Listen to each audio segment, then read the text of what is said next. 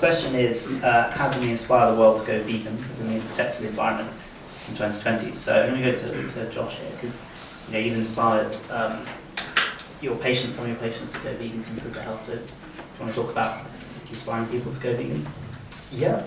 I think if people are interested in the environment, then that is a massive lever.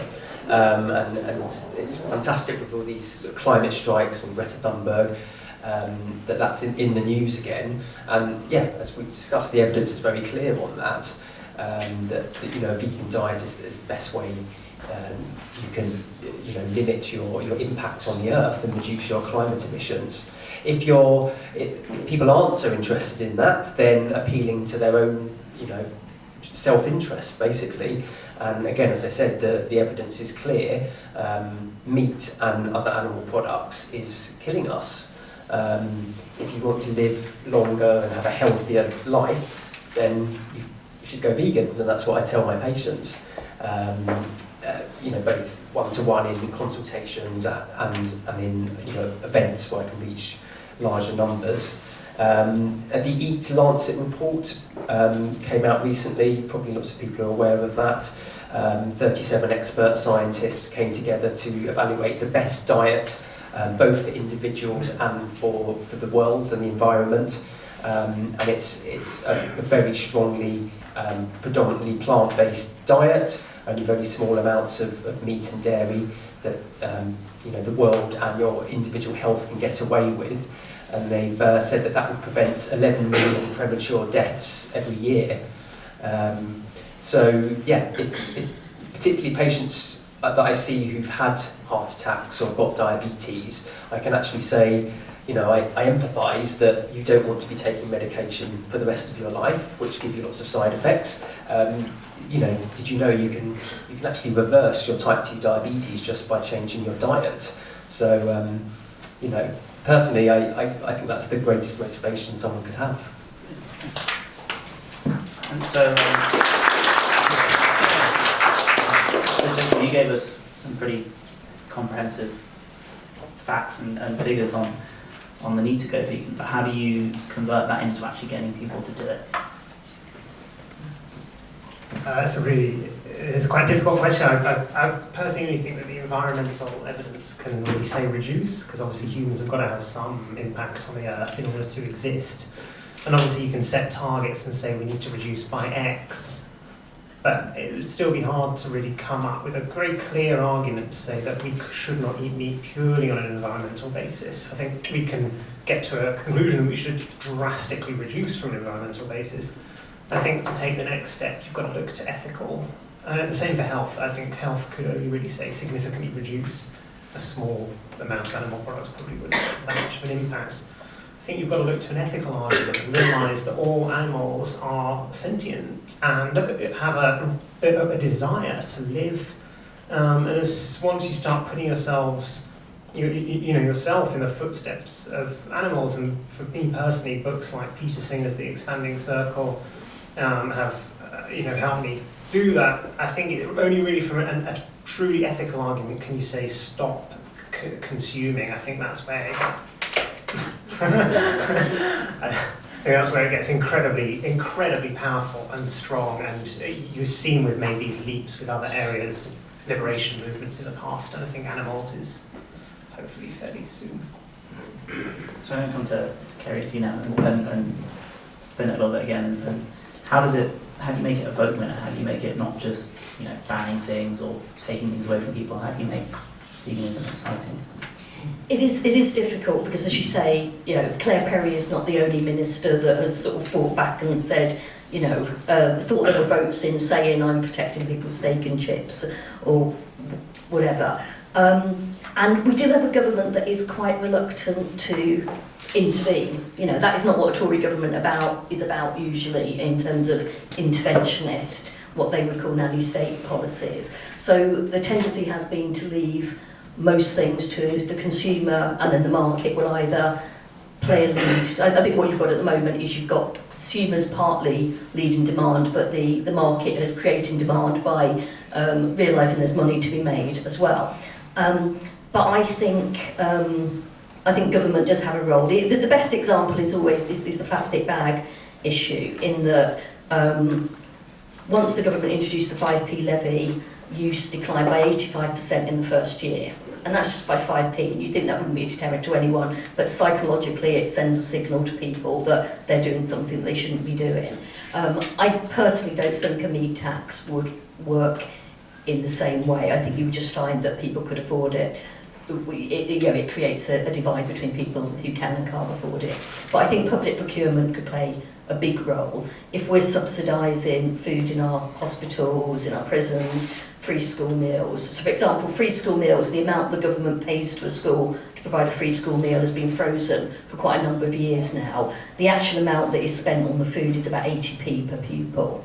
And the school caterers are crying out for an increase in that. If you were to say to them, yeah, we're going to lift the amount we're giving you, but we want you to go plant-based with that extra money, or we want you to have... There's a law that says that you've got to provide meat twice a week in schools as part of school meals. Well, why is that law there? There's something called the Eat Well plate, which is meant to act as a guide for what a healthy diet looks like.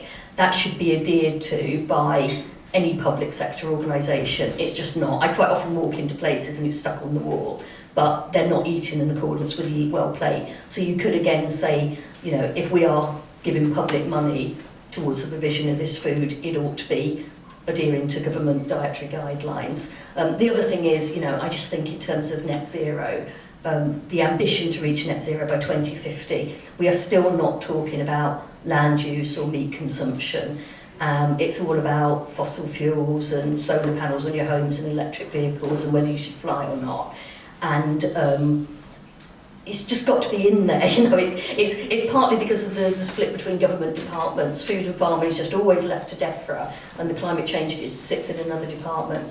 But I think there's got to be far more of a lead in terms of an actual strategy, because at the moment you've got this end goal target of net zero by 2050. There's no clear roadmap on how we're going to get there. You've got these carbon budgets, which at the moment are being met, but the next one won't be met. And on food and farming, there's virtually nothing.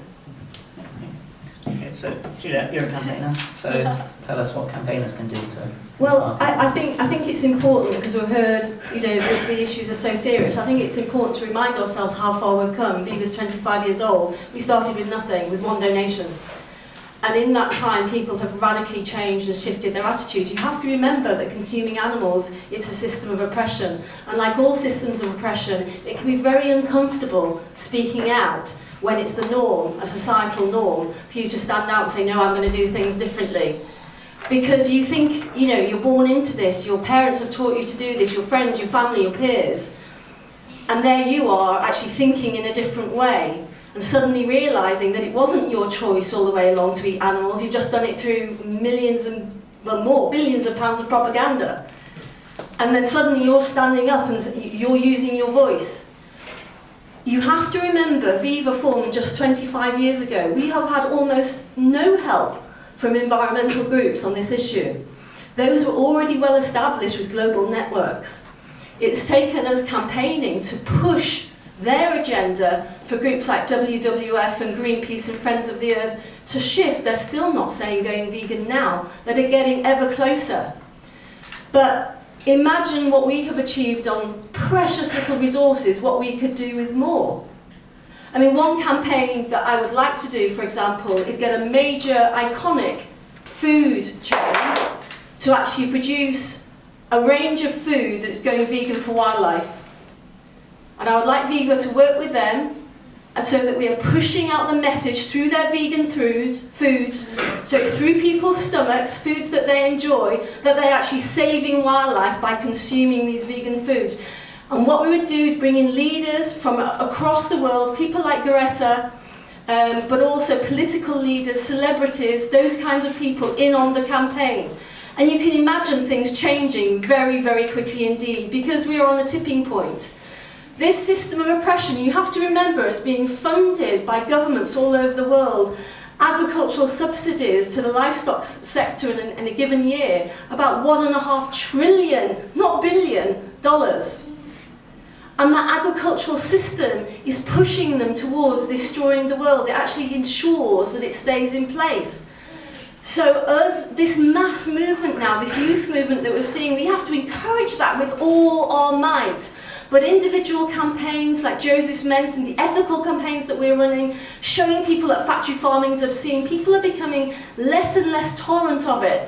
So I want, with this, for example, movie that we're making, Hogwood, a modern horror story, what Viva wants to do is just push society, we're working in Britain of course, so that consuming animals and keeping this way is no longer socially acceptable. And if they're doing it, they're kind of, I would like to see things like supermarkets where you cannot buy animal products unless you're 18. And you have to prove, it's got eco warnings on it, health warnings on it, animal warnings on it, so people are being reminded all the time what we're doing. And you may laugh, but why the hell? Tobacco's got warnings all over it. This is doing more damage than that's ever done. We have to face up to the fact that we're in this mindset and perhaps not bold enough in terms of what we're demanding because of the propaganda of these industries. They still have far too much power. You are Viva and you can empower us as much as you want. The cinema ads we did on Hope and the pig factory farming, comparing it to Hope who'd been rescued, had a phenomenal impact. You want us to do more of that. You want this movie you've just seen, Vegan Now, to be out there everywhere. It all takes funding. Give us it.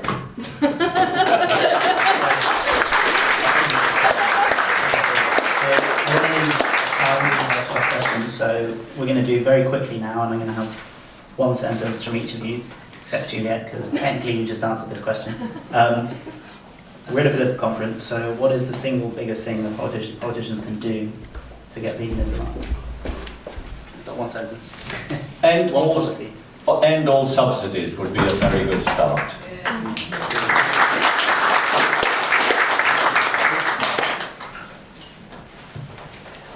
Probably have mandatory environmental labels on food right now too.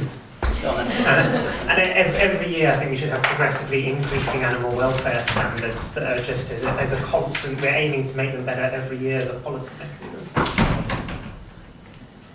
I'd love to see all animal products removed from hospitals. They're meant to be places of healing and getting better, not eating foods that make you more sick. Yeah, but I think I'm in some ways already addressed this by what I was saying about public procurement and money. But the other thing I'm going to try and do, and I think Bangham will help me, is we're going to try and get some more MPs to do Veganuary, and hopefully they'll stay with it as well. So we've got a little bit of time left, so roving mic time, so hands up. Okay, brilliant, lots and lots of questions. So let's start at the back, work our way forward. So the lady at the back there, and what we'll do is I'll take 3, and then we'll sort of see what they look like and then take another 3. Quick question to the doctor. Hello, a quick question to the doctor. I'm a vegetarian transitioning vegan and it's quite hard. But if people come and say B12 argument, vitamin argument, what's the response I should give to the B12 vitamin argument? That you're not getting enough supplements, etc. Just so everyone knows. Okay. Do you want to go straight to that? Because that's quite specific. Yeah. Okay, yeah, well, congratulations on converting. I mean, it's a really simple one. It's really easily solved. You just take a supplement. Is the short answer. Contrasting to all the many negative health impacts you get, as I listed, diabetes, cancer, heart disease, to take a simple vitamin tablet really doesn't seem much of an effort to me. And if the more people that go vegan, hopefully the more foods will be fortified with B12 as well, so that wouldn't even be necessary in the future. But right now, just take a cheap supplement. Be another one of your policies. Yes. And you may not be aware, but most meat animals now take B12 supplements because their diet is such, so divergent from what it once was. Okay, should we have chat with the tie here? We're working our way forwards. So Do you want me to ask a question now? Yeah, go for it. Hi, I'm Mark Manahan from the Vegan Society. Thanks to everyone, completely on board obviously with everything you've been saying. Just wanted to flag up to Kerry. I was speaking to a Labour MP at our stand earlier today who was very surprised when we were talking about the environmental damage from beef and sheep farming. She was taken aback. In fact, I won't embarrass her by saying who it was. But yeah, I will do. I wanted to ask about so Tony sort of mentioned the subsidy system, but do we think there's a role, in fact, obviously it's not all land is suitable for growing crops, but for supporting farmers to grow trees on land that's not possible to grow crops on. Obviously, we should be growing crops on all land that is suitable here in the UK, but obviously we get a lot of pushback from upland areas in Wales and Scotland saying they're just not suitable to grow crops, but should the subsidy system actually support people to do things other than farming as well? Should we take another one just to see if we can get a theme going on? Maybe one back. This one last one back here, and then we'll come to the front. Hiya. My question is about the growth in availability of vegan junk food, basically. I went vegan 7 years ago, and even in that time, there's been a huge increase in an ease of access of unhealthy vegan foods. And for a long time, I think it was kind of just a given that when you were vegan, you were necessarily healthier in many ways if you were eating a varied diet. Just wondered if you had a kind of comment on whether the growth in the access to that stuff is good or bad, basically. Okay, we get one more just to have a nice pool. Well, there's one more at the back. Let's go for the man with the baseball cap. Hi, so this is a little bit of a different question, but relevant. Yeah. Can you hear me all right? Yeah. Basically, there is also a campaign going on called Rose's Law, where we're trying to basically push for legislation to basically protect animals by law. Legislation that would effectively result, if it happened, it would result in the end of animal agriculture. Right now, I think we're in a time where we need to work together as much as possible. I love this campaign, and I'd like to work together with other. I'd like to work together to basically implement this other campaign as well called Rose's Law. This is with Direct Action Everywhere, and yeah, there's a lot of influence and people with connections in this room, and if anyone would like to be involved, we really need the support, and yeah, please help. Okay, so I'm going to stick two of those together even though they don't quite fit. So subsidies in terms of subsidising upland farmers to grow trees and things. I've personally been up to Scotland and talked to people doing that, it's very interesting. And also laws to protect animals. So again, we're going back to the kind of legislation, subsidy, stuff like that. So let's start with. Yeah, so the agriculture bill was going before Parliament, and actually it was a good bill by and large. It was replacing the Common Agricultural Policy, so it's predicated on Brexit. It went through committee, and both Pangam and I were on the committee, December 2018, and then it just got shelved because the way things are in Parliament at the moment, it's impossible for the government to get any legislation through. And then because of this prorogation of Parliament, the bill has disappeared, and we'd have to go back to square one, which is really frustrating. But the key thing in this bill is replacing, at the moment with the Common Agricultural Policy, you used to get farm subsidies based on how much you produced, and then you ended up with things like butter mountains and people being paid for something that there was no demand for. Then it got shifted to basically, this is simplification, but basically how much land you owned. So wealthy landowners were getting huge amounts of money just because they already had wealth. Under this bill, it replaces it with the concept of public money for public goods. So basically, you only get public money if you go above and beyond just farming and growing things on your land that you can then sell. So it goes above the market. And that would be things like reducing the carbon footprint, increasing soil quality, improvements in animal welfare, and a whole range, increasing biodiversity, flood prevention. There's all sorts of things that would come under that. So that's why it's quite disappointing that we haven't. I think even if we don't leave the EU, and certainly Thang and I hope that we don't, that we would be able to move towards an agricultural subsidy system like that. There are questions like, say, with animal welfare, it's what you don't want to do is reward people for doing what they ought to do in the first place. So you can't just say you're going to get a subsidy because you don't kick your cows or whatever. It's got to be higher welfare and genuinely higher welfare. And Juliet's done a lot of work exposing some of the schemes like Red Tractor that purport to be higher welfare and aren't. But potentially there is a lot of good in that approach to subsidies. The other thing that has been part of the Brexit discussions is animal sentience, which may fit in with the Rose's Law that you're talking about. The government promised, there was an amendment to the EU Withdrawal Act saying we should recognise animal sentience, specifically in UK law, which would mean that court cases could then be taken if animals weren't being treated as sentient human beings. The government brought off a rebellion by basically saying we don't think it belongs in this bill, we'll legislate separately. That was nearly 2 years ago. And they kept saying, well, when we've got a suitable vehicle, when we've got time. So I ended up bringing forward my own bill a few months ago and said, here's your vehicle, this is the bill, we've done all the work, this is drafted and reviewed by experts. And they're still saying, oh, when we have time. So the Queen's speech will be on October the 14th. And what you need to do is to put pressure on your MP to say we need the agriculture bill brought back, stronger if possible, and the sentience bill brought into, so that that is part of the government's legislative programme where it actually stands a chance of becoming law. And that would be a real foundation for challenging all sorts, things like driven grouse shooting. There's horrific examples of mistreatment of animals in this country that we could perhaps challenge in the courts if that law was there.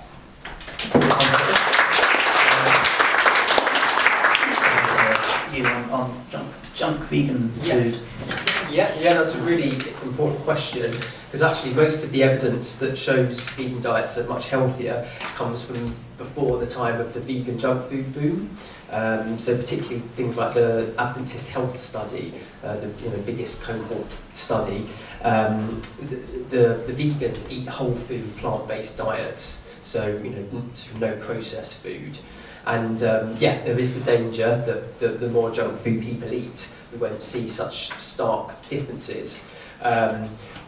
Although there's a gradient of healthy food, so like the fake, vegan burgers and vegan bacon are still healthier than the meat versions. I was having a look at some of the ingredients the other day. They've got less saturated fat, less salt. It doesn't have the nitrites and the other compounds which make processed meat a class 1 carcinogen according to the World Health Organization.